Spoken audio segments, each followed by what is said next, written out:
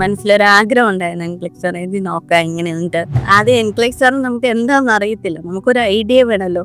ഒരു exam first time എഴുതുമ്പോൾ അതെങ്ങനെയാണ്, അല്ലെങ്കിൽ അത് എത്രമാത്രം ക്വസ്റ്റ്യൻ വരും, അങ്ങനെ. അപ്പം ആദ്യം തന്നെ നമുക്കൊരു ഐഡിയ കിട്ടണമെങ്കിൽ എന്താണേലും ഒരു കോച്ചിങ് വാങ്ങാൻ. ക്ലാസ്സുകളാണേലും നല്ല നല്ല രീതിയിലാണ് പഠിപ്പിച്ചത്. ചില ടോപ്പിക്കുകൾ നമ്മൾ ഒന്നുകൂടെ എടുത്തു തരുമോ എന്ന് ചോദിച്ചാൽ ഒരു മടിയും കൂടാതെ അവർ എടുത്തു തരുമായിരുന്നു. അപ്പം ഡ്യൂട്ടിയുടെ ഇടയ്ക്ക് പഠിക്കാൻ പറ്റിയാലും നമുക്ക് പറയാൻ പറ്റിയല്ല.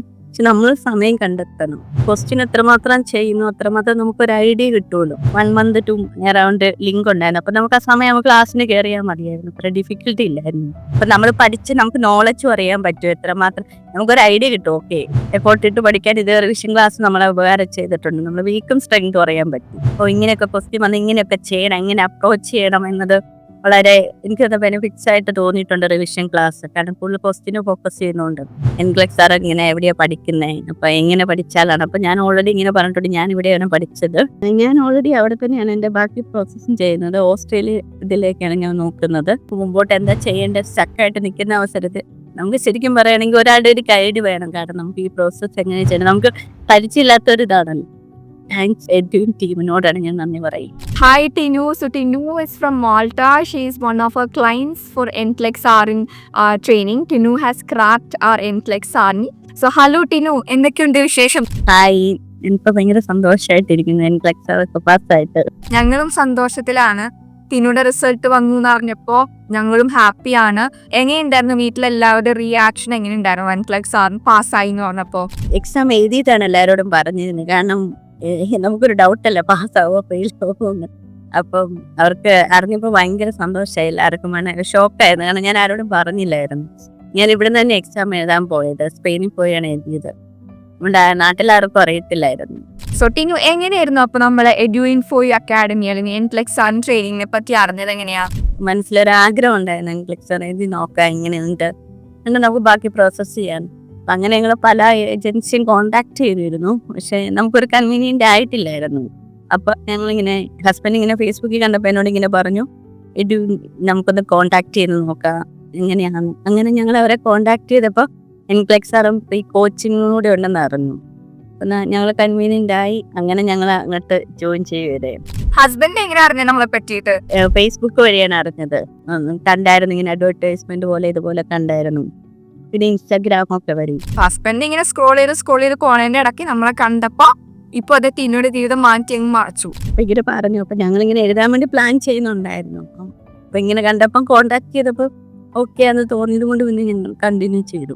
സോ ടിനു, എങ്ങനെ ഉണ്ടായിരുന്നു ഇവിടുത്തെ ട്യൂട്ടേഴ്സ്, അവരുടെ ഒരു ടീച്ചിങ് മെത്തഡോളജി, അവർ യൂസ് ചെയ്തിരുന്ന പ്രസന്റേഷന് വേണ്ടിയുള്ള മെറ്റീരിയൽസ്, അതെല്ലാം എങ്ങനെ ഉണ്ടായിരുന്നു ടിനുവിന്? ആദ്യം എൻക്ലെക്സ് RN നമുക്ക് എന്താണെന്ന് അറിയത്തില്ല. നമുക്കൊരു ഐഡിയ വേണമല്ലോ. ഒരു എക്സാം ഫസ്റ്റ് ടൈം എഴുതുമ്പോൾ അതെങ്ങനെയാണ്, അല്ലെങ്കിൽ അത് എത്രമാത്രം ക്വസ്റ്റ്യൻ വരും, അങ്ങനെ. അപ്പം ആദ്യം തന്നെ നമുക്കൊരു ഐഡിയ കിട്ടണമെങ്കിൽ എന്താണേലും ഒരു കോച്ചിങ് വാങ്ങാൻ. അതുകൊണ്ട് പിന്നെ ക്ലാസ്സുകളാണേലും നല്ല നല്ല രീതിയിലാണ് പഠിപ്പിച്ചത്. പിന്നെ നമുക്ക് എപ്പം വേണേലും അവരെ കോണ്ടാക്ട് ചെയ്യുന്നു. വാട്സപ്പിൽ മെസ്സേജ് അയച്ചാലും അതുപോലെ തന്നെ ചില ടോപ്പിക്കുകൾ നമ്മൾ ഒന്നുകൂടെ എടുത്തു തരുമോ എന്ന് ചോദിച്ചാൽ ഒരു മടിയും കൂടാതെ അവർ എടുത്തു തരുമായിരുന്നു. അപ്പം നല്ലൊരു കോച്ചിങ് ആയിരുന്നു. പിന്നെ ക്വസ്റ്റ്യൻ ബാങ്കും അവൈലബിൾ ആയിരുന്നല്ലോ. നമുക്ക് എപ്പം വേണേലും ആ ടോപ്പിക്ക്, ഞാൻ പരമാവധി ഒരു ടോപ്പിക്ക് പഠിക്കുന്ന ദിവസം തന്നെ ആ ടോപ്പിക്കിനെ ക്വസ്റ്റ്യൻ ബാങ്ക് ചെയ്യാൻ ശ്രമിക്കാറുണ്ടായിരുന്നു. അപ്പം നമുക്ക് എത്രമാത്രം നോളജ് ആയെന്ന് അറിയാൻ പറ്റുമായിരുന്നല്ലോ. അപ്പൊ നമ്മുടെ സ്റ്റഡി മെറ്റീരിയൽസ് എങ്ങനെയുണ്ടായിരുന്നു? നമ്മുടെ പോർട്ടൽ റെക്കോർഡഡ് ക്ലാസ്സസ് എങ്ങനെയുണ്ടായിരുന്നു? റെക്കോർഡ് ക്ലാസ് ഭയങ്കര ഉപകാരമായിരിക്കും. കാരണം അവർക്ക് എന്നും ചിലപ്പം ക്ലാസ്സിൽ കയറാൻ പറ്റില്ല. കാരണം അവർക്ക് ഡ്യൂട്ടിയും ചെയ്യണമല്ലോ. അപ്പം ഞാനൊക്കെ ഡ്യൂട്ടി ചെയ്യുന്ന ആളാണ്. പിന്നെ ടൈം ഡിഫറൻസ് ഭയങ്കരമായിട്ടുണ്ട്. നമുക്ക് നാട്ടിലെ ടൈമും നാട്ടിലെ ടൈമും. അപ്പം ആ സമയത്തൊക്കെ റെക്കോർഡ് ക്ലാസ് നമുക്ക് ഭയങ്കര ഉപകാരമായിരിക്കും. നമുക്കൊരു ടോപ്പിക്ക് മിസ്സായി പോവുകയില്ല. നമുക്ക് നെക്സ്റ്റ് ഡേയോ വേണോ ഓഫുള്ളപ്പോഴൊക്കെ കയറി നോക്കാം. പിന്നെ നമുക്ക് എന്തെങ്കിലും ഡൗട്ടുകൾ ഉണ്ടെങ്കിൽ നമുക്ക് ആ ടോപ്പിക്കുകളൊക്കെ പിന്നെയും കയറി നോക്കാൻ പറ്റും. അത് വളരെ ഒരു ഉപകാരപ്രദമായ കാര്യമായിട്ടാണ് എനിക്ക് തോന്നിയിരിക്കുന്നത് റെക്കോർഡ് ക്ലാസ്. ടിനു വർക്ക് ചെയ്യുന്ന കൂടിയല്ലേ ഈ NCLEX RN കോച്ചിങ്ങും എടുത്തിരുന്നത്? ഞാൻ വർക്ക് ചെയ്തുകൊണ്ട് തന്നെയാണ് എക്സാം. എൻ്റെ ഓഫിൽ നിന്നാണ് ഞാൻ പോയ എക്സാമിനേഷൻ.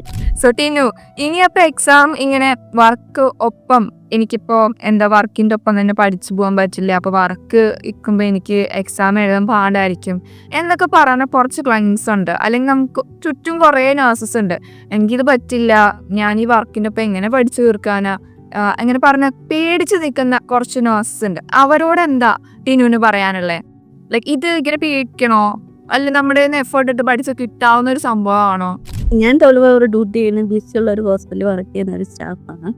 അപ്പൊ ഡ്യൂട്ടിയുടെ ഇടയ്ക്ക് പഠിക്കാൻ പറ്റിയാലും നമുക്ക് പറയാൻ പറ്റിയാലും, പക്ഷെ നമ്മൾ സമയം കണ്ടെത്തണം. പിന്നെ നമുക്കൊരു കോച്ചിങ് ഉണ്ടല്ലോ, ക്ലാസ്സുകളൊക്കെ പരമാവധി അറ്റൻഡ് ചെയ്യാൻ നോക്കുക. ക്വസ്റ്റ്യൻ ബാങ്ക് എനിക്ക് തോന്നുന്നത് ക്വസ്റ്റ്യൻ എത്രമാത്രം ചെയ്യുന്നു അത്രമാത്രം നമുക്കൊരു ഐഡിയ കിട്ടുമല്ലോ. അപ്പൊ നമ്മൾ ഫ്രീ ടൈമുകളിലും ഒക്കെ നമുക്ക് മൊബൈലിൽ ചെയ്യാമല്ലോ. എപ്പോഴും ലാപ്പ് കൊണ്ടുപോകണമെന്നില്ലല്ലോ. അപ്പൊ നമുക്ക് കിട്ടുന്ന ബ്രേക്ക് ടൈമുകൾ കാണും, അല്ലെങ്കിൽ ഫ്രീ ടൈം കാണും. അല്ലെങ്കിൽ നമ്മൾ ട്രാവൽ ചെയ്യുന്നത് ഇപ്പം ബസ്സിലായിരിക്കും, അല്ലെങ്കിൽ ഡ്യൂട്ടി സ്ഥലത്തേക്ക്, ആ ടൈമിലൊക്കെ നമുക്ക് ക്വസ്റ്റ്യൻ ബാങ്ക് ചെയ്യാൻ പറ്റുമല്ലോ. അപ്പൊ നമുക്കൊരു 10 ക്വസ്റ്റ്യനാണ് 10 ക്വസ്റ്റ്യൻ ചെയ്യാം. അപ്പൊ അങ്ങനെ ചെയ്ത് കഴിഞ്ഞാൽ അത്യാവശ്യം നമുക്കൊരു ഐഡിയ കിട്ടുമല്ലോ. ഇങ്ങനെയൊക്കെയാണല്ലോ ക്വസ്റ്റ്യൻ വന്നെ, നമുക്ക് എങ്ങനെ ക്വസ്റ്റ്യൻ ക്രാക്ക് ചെയ്യാനാണല്ലോ മെയിൻ.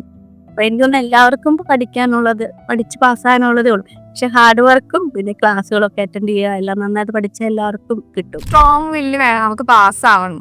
അതിനനുസരിച്ച് നമ്മൾ കുറച്ച് ടൈം അതിന് വേണ്ടി അലോട്ട് ചെയ്ത് കഴിഞ്ഞാൽ നമുക്ക് എന്തായാലും പാസ്സാകാൻ പറ്റത്തു അല്ലേ? എല്ലാവർക്കും പാസ്സാകാനുള്ളതേ ഉള്ളൂ. കാരണം അത്രയും പാടല്ല, അത്ര ഈസി അല്ല. നമ്മളൊരു ഹാർഡ് വർക്ക് ഇട്ട് കഴിഞ്ഞാൽ നമുക്ക് എല്ലാവർക്കും പാസ്സാകണം എനിക്ക് തോന്നിയിരിക്കുന്നത്. ഈ പറഞ്ഞ പോലെ കുറെ മെറ്റീരിയൽസ് ഉണ്ടായിരുന്നു, നമ്മുടെ ക്ലാസ് ടൈമിങ്സ് ടിനുവിടെ ഒപ്പം വർക്കിന്റെ ഒപ്പം തന്നെ പോയിരുന്നു. അപ്പൊ നമ്മുടെ ഈ കസ്റ്റമർ സപ്പോർട്ട് സിസ്റ്റം ഇതിന്റെ ഇടയിൽ കുറച്ച് ഹെൽപ്പ് ഫുൾ ആയിട്ടുണ്ടാവുമല്ലോ ടിനുവിന്. ഇപ്പൊ ക്ലാസ്സിന്റെ ലിങ്ക് എന്തെങ്കിലും കിട്ടാണ്ട് വരിക, അല്ലെങ്കിൽ എന്തെങ്കിലും ടെക്നിക്കൽ ഇഷ്യൂ ഫേസ് ചെയ്യേണ്ടി വരുമ്പോൾ, അപ്പോൾ ആ സമയത്ത് എങ്ങനെയുണ്ടായിരുന്നു നമ്മുടെ കസ്റ്റമർ സപ്പോർട്ട് സിസ്റ്റം, അല്ലെങ്കിൽ അവരുടെ സർവീസ് എങ്ങനെയുണ്ടായിരുന്നു? കാരണം ഞാൻ എപ്പോഴൊക്കെ വാട്സപ്പിൽ മെസ്സേജ് ഇട്ടാൽ ഇപ്പം എനിക്കൊരു ഇഷ്യൂ ഉണ്ടെങ്കിൽ തന്നെ അവർ പരമാവധി എളുപ്പത്തിൽ തന്നെ സോർട്ട് ഔട്ട് ചെയ്യാൻ നോക്കുമായിരുന്നു. കാരണം എനിക്ക് റിപ്ലൈ തരാൻ ഡിലേ ആയിട്ടില്ല. അത് തന്നെ ഒരു വലിയ ഉപകാരമായിരുന്നു. നമുക്ക് വർക്ക് ചെയ്യുമ്പോൾ നമുക്ക് റിപ്ലൈ കിട്ടാതിരിക്കാൻ നമ്മൾ ഓൾറെഡി ഫ്രസ്ട്രേഷൻ, പക്ഷെ എല്ലാം അവർ നല്ല രീതിയിൽ തന്നെ ഹാൻഡിൽ ചെയ്തേക്കുന്നത്. എനിക്ക് പെട്ടെന്ന് തന്നെ എല്ലാത്തിനും റിപ്ലൈ തരുമോ. അവർ ക്ലാസ്സുകൾ സൂം ആണെങ്കിലും എല്ലാം നല്ല രീതിയിൽ തന്നെ നമുക്ക് ലിങ്ക് അയച്ചു തന്നിട്ടുണ്ടായിരുന്നു. അതും 1 മാസത്തേക്കുള്ള ലിങ്ക് അയച്ചു തന്നിട്ടുണ്ട്. അതുകൊണ്ട് നമുക്ക് എല്ലാ ദിവസവും വെയിറ്റ് ചെയ്യേണ്ട ആവശ്യമില്ല ലിങ്കിന് വേണ്ടി. നമുക്ക് ഓൾറെഡി എല്ലാം 1 മന്ത് ടു അറൗണ്ട് ലിങ്ക് ഉണ്ടായിരുന്നു. അപ്പൊ നമുക്ക് ആ സമയം നമുക്ക് ക്ലാസ്സിന് കയറിയാൽ മതിയായിരുന്നു. അത്ര ഡിഫിക്കൽട്ടി ഇല്ലായിരുന്നു.